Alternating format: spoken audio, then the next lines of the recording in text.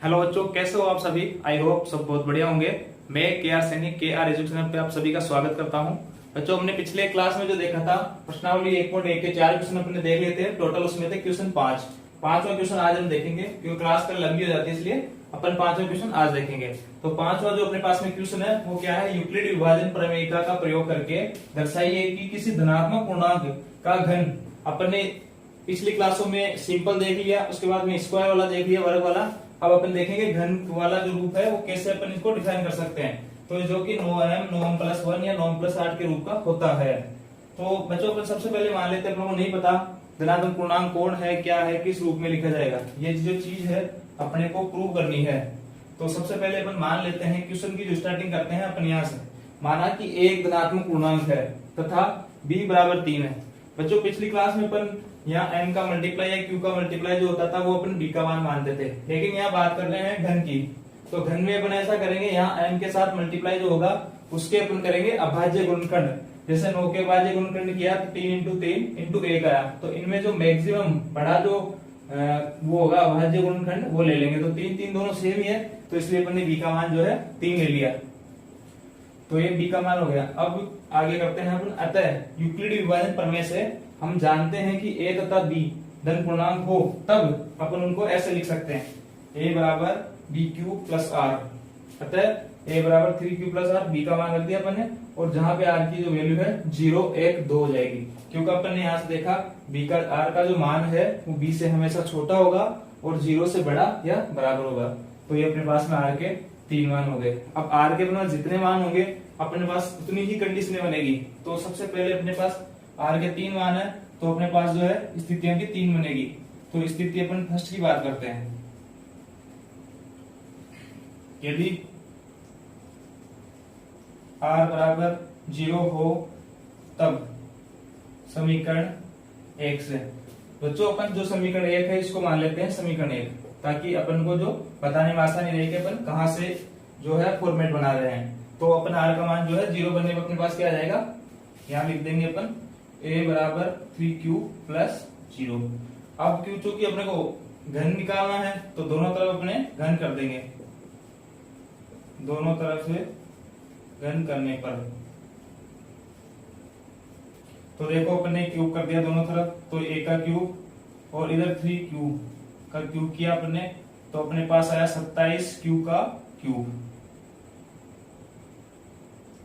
27q का cube. अब देखो चूंकि अपने को अब यहाँ से अपने को पता लगेगा भाई अपने को कौन सी चीज को ना बाहर लाना है।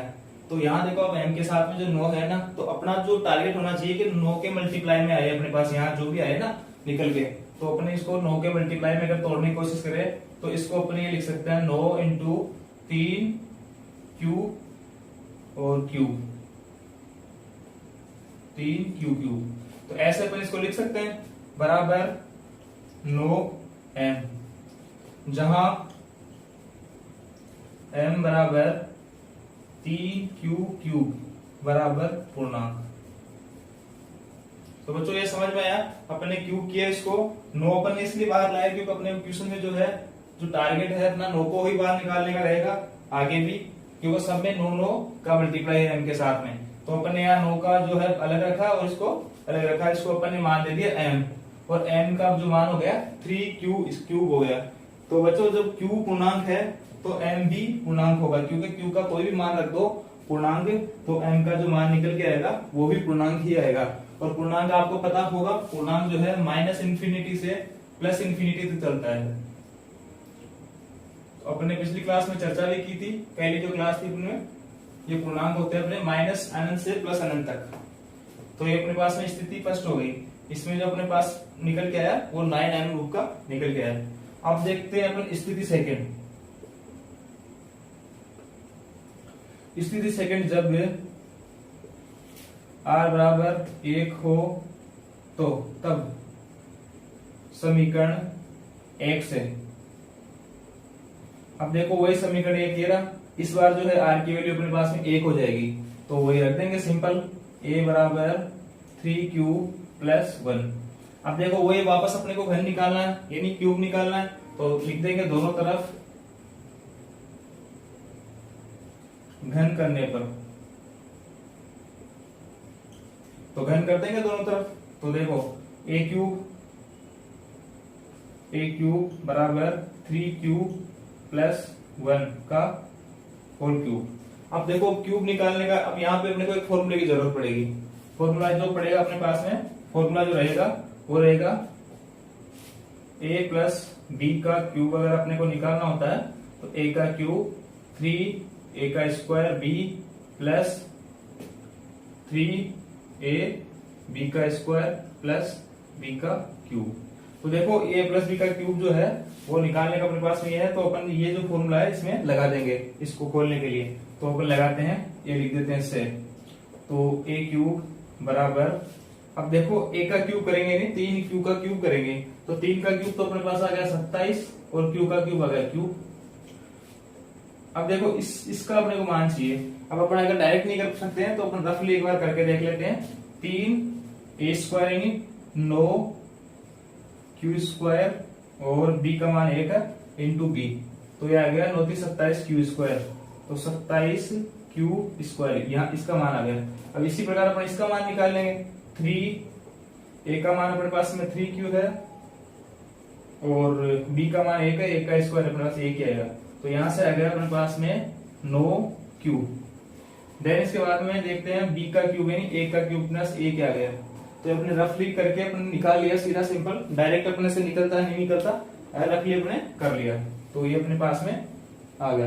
अब देखो वही है अपना जो टारगेट रहेगा, 9 को अपने को बाहर निकालने की कोशिश रहेगी। तो देखो 9 इसमें सब में बाहर आ रहा है, तो इसको अपन जो है ऐसे लिख सकते हैं plus 3 Q square plus Q और ये प्लस 1।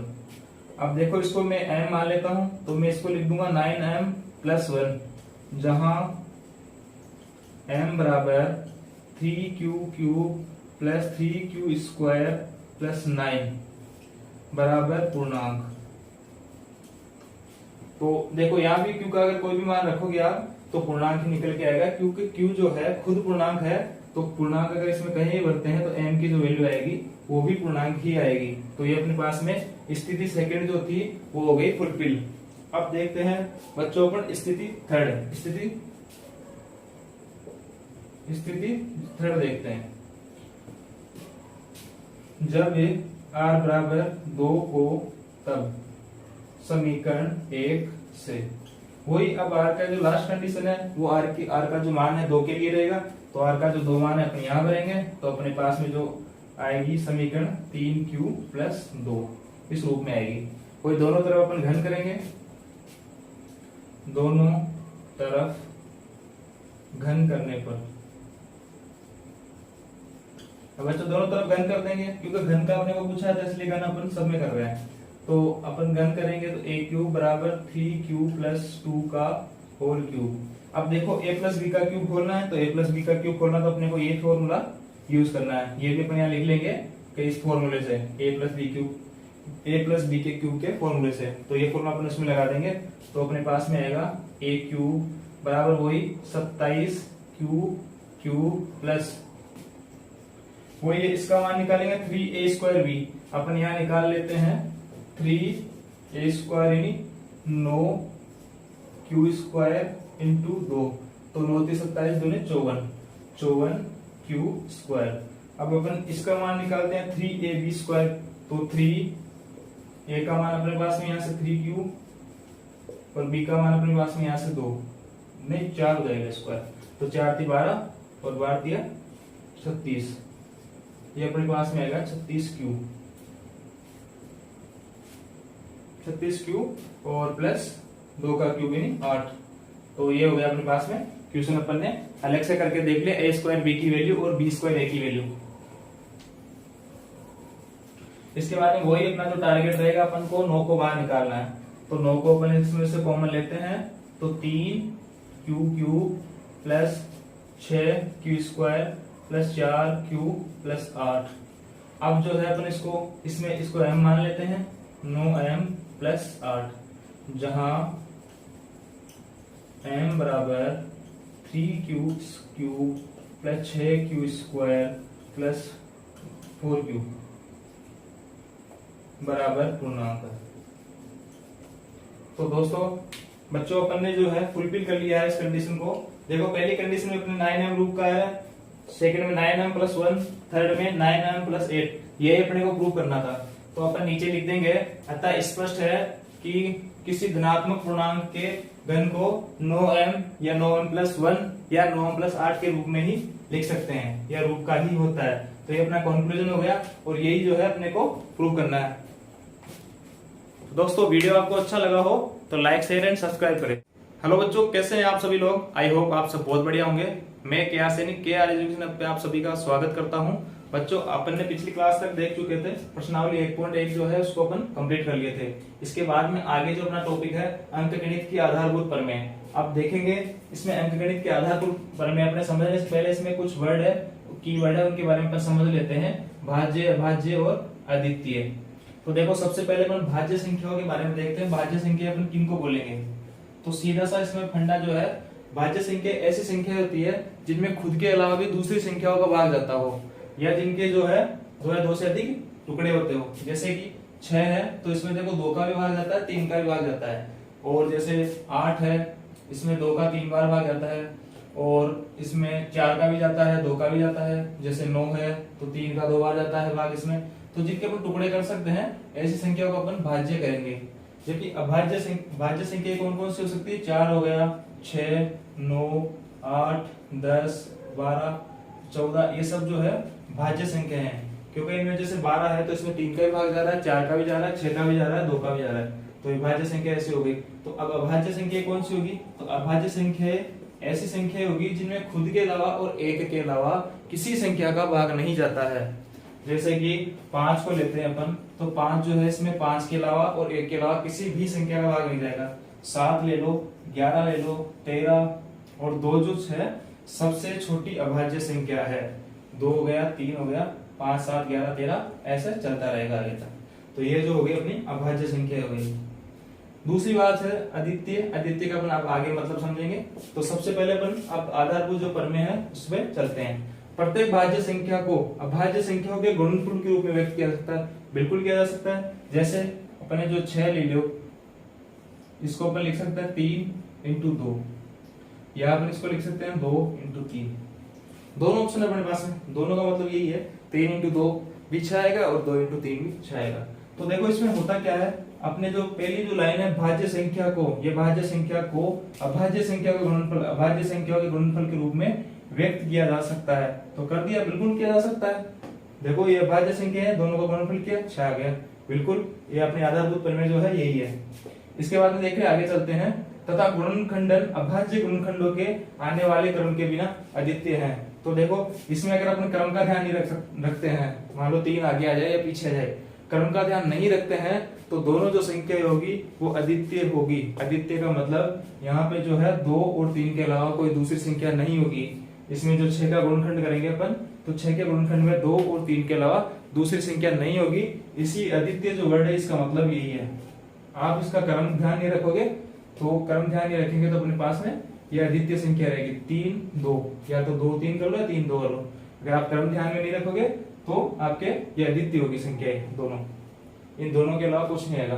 तो यही अपनी जो है अंकगणित की आधारभूत प्रमेय है। इसके बाद देखते हैं अपन अंकगणित की जो आधारभूत प्रमेय है इसका उपयोग कहाँ कहाँ होता है, अनुप्रयोग कहाँ कहाँ होता है। तो इसका जो अनुप्रयोग होता है मुख्यतः एलसीएम तथा एचसीएफ निकालने में होता है। तो अपने को पता लग गया एलसीएम और एचसीएफ निकालने में अंकगणित के आधारभूत प्रमेय जो है इसका अपने पास में उपयोग होगा।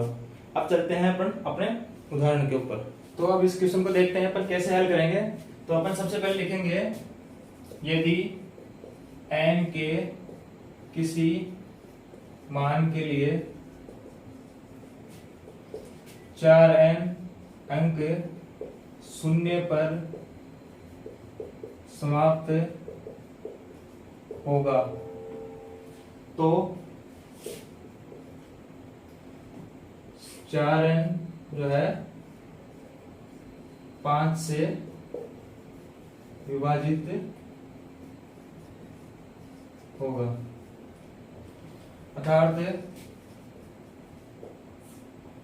4n में 4n के अभाज्य गुणनखंड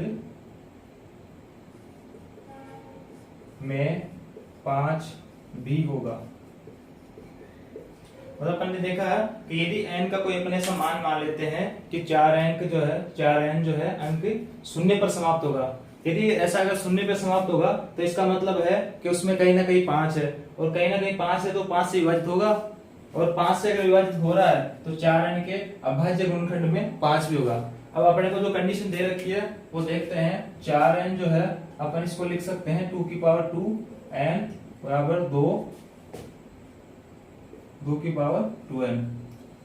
तो देखो यहाँ पे n अपने को जो है 5 कहीं भी नहीं दिखाई दे रहा है, और ये जो अपन ने लिखा वो लिखा है अपन ने a की पावर m हो और बाहर n हो तो इसको अपन a की पावर m में लिख सकते हैं।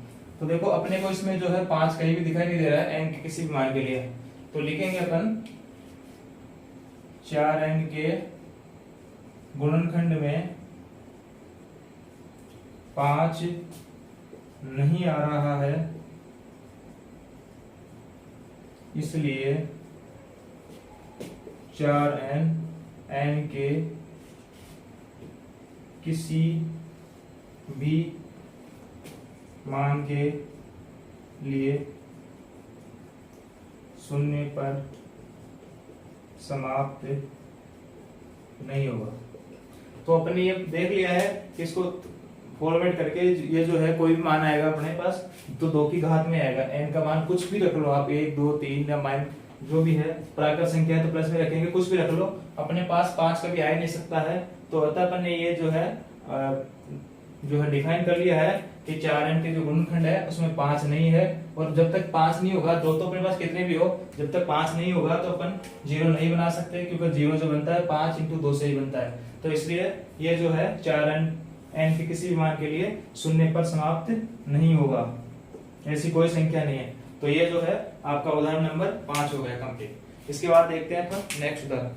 बच्चों अपने पास में जो है नेक्स्ट क्वेश्चन है आपका उदाहरण नंबर जो 6 है। उदाहरण नंबर 6 में जो है अपने को निकालना है अभाज्य गुणनखंड विधि द्वारा संख्याओं 6 और 20 का जो है एलसीएम और एचसीएफ ज्ञात करना है। तो देखो अपने को जिस भी विधि से पूछेगा हमेशा अपने को उस विधि का नाम देगा। जैसे पिछले में अपने को यूक्लिड विभाजन एल्गोरिथम से पूछ रहा था तो वहां पे उसका नाम दे रहा था। तो जिस विधि से अपने को निकलवा है उसी विधि से जो है अपने को क्वेश्चन को निकालना है। तो यहाँ पे अपने को जो है अभाज्य गुणनखंड विधि द्वारा ही निकलवा रहा है। तो सबसे पहले देखो 6 और 20 के जो है अभाज्य गुणनखंड करने पर यहाँ पे लिख देंगे स्पष्ट है कि या अभाज्य गुणनखंड करने पर, यहाँ लिख लेते हैं अभाज्य गुणनखंड करने पर।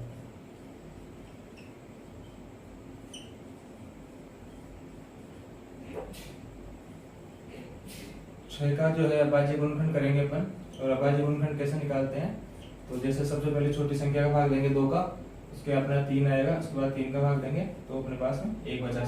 तो इसको 6 को है अपन लिख सकते हैं 6 बराबर 2 × 3।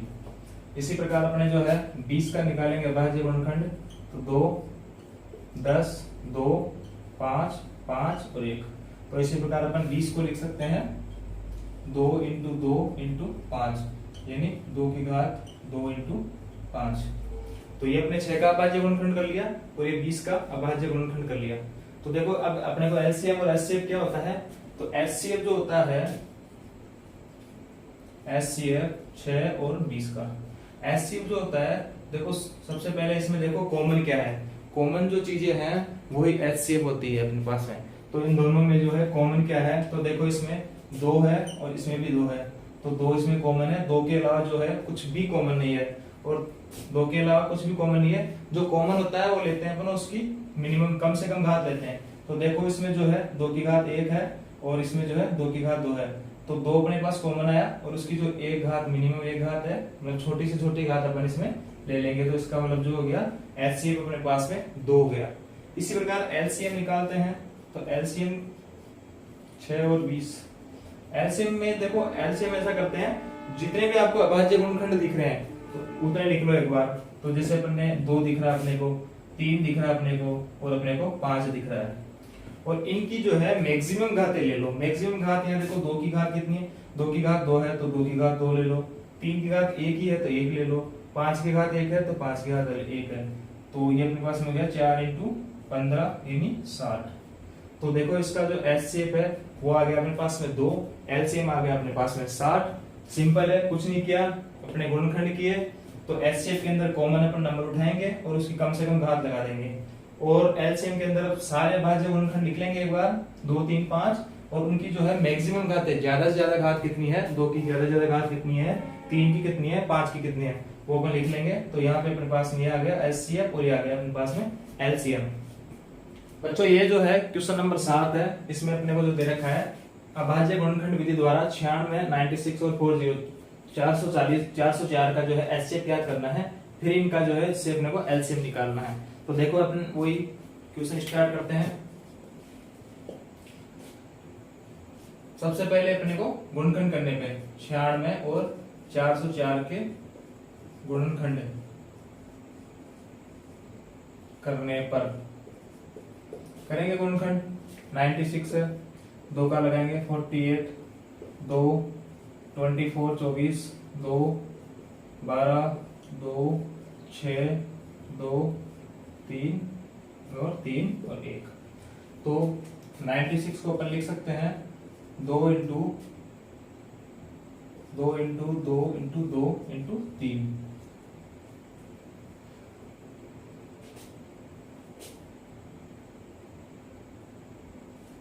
तो ये हो गया अपने पास में, और इसको अपन लिख सकते हैं 2 की पावर 4 इंटू 3।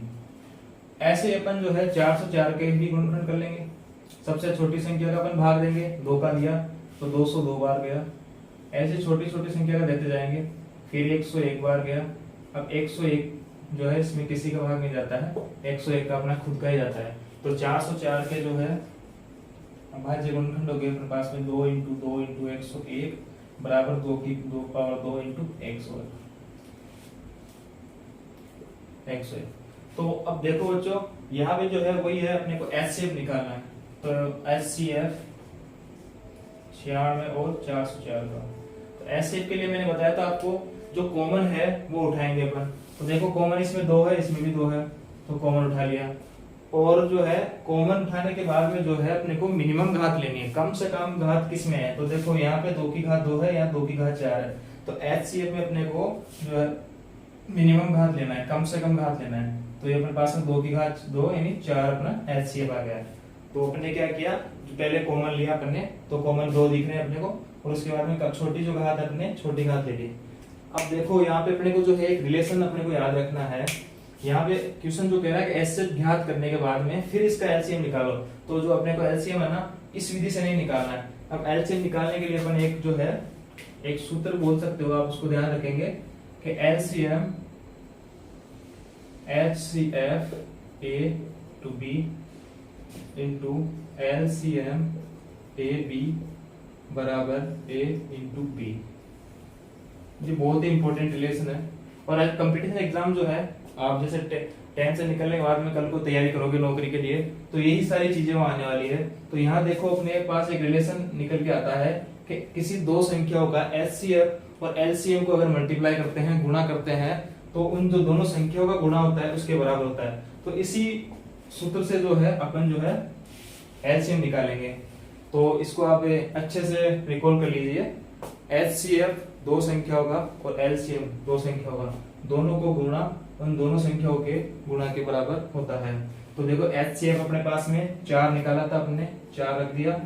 LCM अपने को ज्ञात करना है, और दोनों संख्याओं का जो गुणा है 96 इंटू 404। तो देखो एलसीएम को अपन इधर ही रख लेंगे और 4 का इसमें भाग लगा देंगे। तो 96 अपने है, 4 का भाग देंगे तो 4 दूनी 8, 4 चौक 16, 404। या करें तो अपन इसको काट लेते हैं 96 इंटू 101। अब मल्टीप्लाई करते हैं तो इसका मान आ जाएगा 96। तो ये अपने पास में जो है एलसीएम आ गया। तो अपने ऐसे गुणनखंड विधि से निकाला और फिर इसका यूज करके अपन ने एलसीएम निकाला। यहाँ से अपने एचसीएफ निकाला, वहां से अपने एलसीएम निकाला। ये जो रिलेशन है आप याद रखना, एचसीएफ और एलसीएम जो है दोनों संख्याओं के मल्टीप्लाई के बराबर होता है। तो ये है अपना क्वेश्चन नंबर 7 जो है, उदाहरण जो 7 है वो हो गया। तो बच्चों अपना जो नेक्स्ट क्वेश्चन है वो है उदाहरण आपकी पाठ्य पुस्तक का उदाहरण नंबर 8। तो देखो इसमें क्या निकला है अपने से 6, 72 और 120 का एचसीएफ ज्ञात करो और एलसीएम ज्ञात करो। पहले अपने को एचसीएफ और एलसीएम ज्ञात करना है। एलसीएम और एचसीएफ अपने को ज्ञात करना है 6, 72 और 120 का। तो सबसे पहले है तो 6, 72 और 120 के गुणनखंड करने पर